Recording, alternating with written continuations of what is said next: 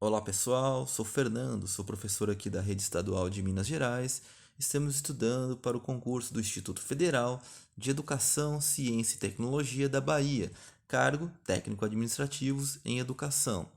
Dando continuidade aos conceitos básicos de hardware e software, a gente tinha parado na memória cachê, então vamos dar continuidade aqui, ok? Dentro da ideia de hardware e os componentes do computador, né? Pois bem, então o nosso próximo item seria o disco rígido, o HD Hard Disk.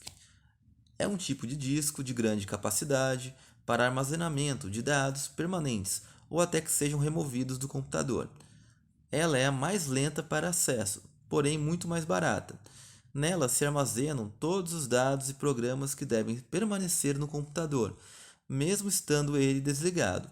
Sua capacidade de armazenamento geralmente varia de 80 GB a 250 GB.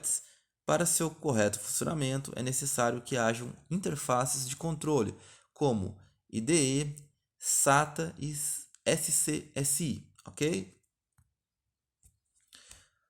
Placa-mãe. Placa central que se destina à conexão com todas as outras placas e componentes do computador. Ela é chamada de espinha dorsal. Assim, ela possui diferentes conectores e nela que o processador é instalado, num suporte chamado de socket.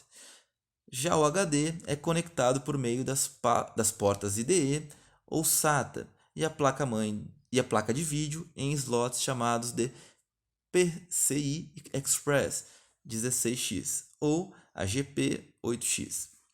Já as placas de rede, som, entre outras, podem ser encaixadas nos slots PCI ou em entradas PCI Express. Além disso, existem outros elementos que são conectados à placa-mãe. As placas-mãe possuem um software de controle localizado em um chip que armazena todas as informações do hardware relativas à data e hora do computador. Esse programa é chamado de BIOS, ok? Que é o sistema básico de entrada e saída. Ele é responsável principalmente por carregar o sistema operacional para a memória RAM e executar o programa POST, programa que executa testes básicos de hardware. A placa de vídeo é um dispositivo responsável por garantir o aparecimento das imagens em seu monitor de vídeo. As placas mais conhecidas são a da marca AMD e Nvidia, que fabricam o chip gráfico GPU, um tipo de processador que gera gráficos principalmente imagens 3D. Existem placas de vídeo no mercado que já vêm embutidas em placas-mães, são conhecidas como onboard. O custo dessas integradas é bem menor, mas é aconselhável que seja utilizado apenas em computadores que executem atividades básicas, pois podem atrapalhar no seu desempenho. Dispositivos de entrada e saída do computador. Então tem o drive disquete, dispositivos de entrada e saídas de dados. Atualmente, os drives de disquete são caros e estão em desuso. O disquete é um tipo de envoltório que armazena o disco magnético onde são gravadas as informações. Ele tem capacidade de até 1,44 MB de armazenamento. Drive de CD DVD-ROM. Dispositivos de entrada e saída de dados capazes de ler e gravar CDs e DVDs ROM.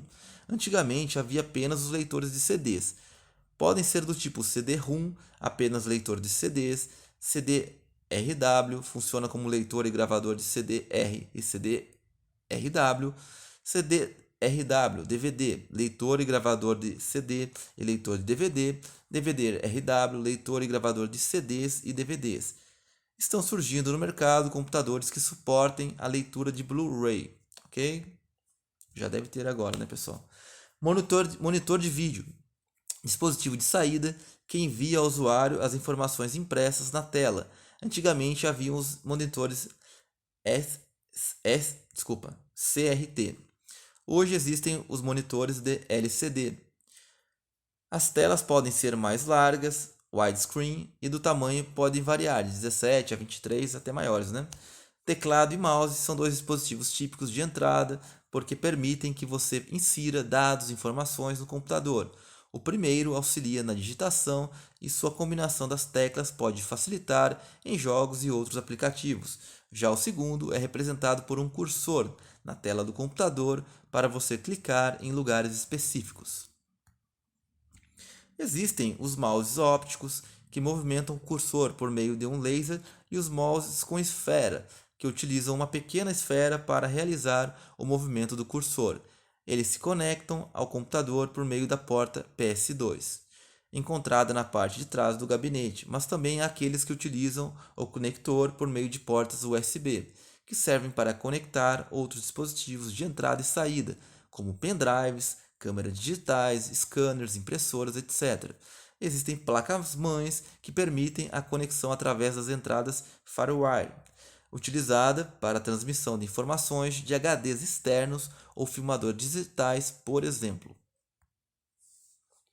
Finalmente, pessoal, chegamos no software. É mais rápido, é mais curto, porque a gente vai ter um estudo específico, né, de alguns elementos do software. Os softwares são programas inseridos dentro do hardware que realizam diversas tarefas. Ela é a parte lógica do computador e são compostos por comandos e declarações de dados. Quando ocorre a interpretação dos dados, ele realiza funções das quais foi projetado. Um processador de texto é um software, assim como um jogo de computador. Eles podem ser desenvolvidos para pessoas particulares personalizados ou para o mercado geral, genéricos ou comerciais. Considere a seguinte situação: um pianista é o hardware e sua partitura musical é o software. Se você remover uma nota e colocá-la em outro lugar na partitura, sairá uma música diferente, né? Então, software é a parte lógica do computador e seus programas, enfim. Tipos de softwares. Software básico são programas utilizados para o funcionamento do sistema. Ele é capaz de gerar um ambiente de interação entre máquina e usuário. Exemplo: sistema operacional, linguagem de programação, compiladores, etc. O sistema operacional é o software mais importante do computador. Ele é instalado em uma área especial dentro do disco rígido e é carregado para a memória RAM toda vez que o computador é ligado. É ele que controla todos os recursos do computador. Exemplo: Unix, Linux, Debian, Windows, etc. Software aplicativos são programas utilizados pelos usuários para auxiliar nas tarefas realizadas no dia a dia.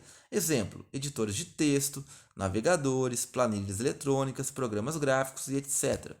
Softwares utilitários são programas que permitem ao usuário realizar tarefas adicionais àquelas oferecidas pelo sistema operacional. Exemplo: WinZip, antivírus, defragmentação de unidades de disco, vírus e etc. Pois bem, pessoal, essa parte do software a gente vai entrar quando a gente for olhar a questão do sistema operacional, que no caso do concurso é o Windows, ok? A gente vai ver mais detalhes. Um abraço, foi a minha colaboração de hoje, até!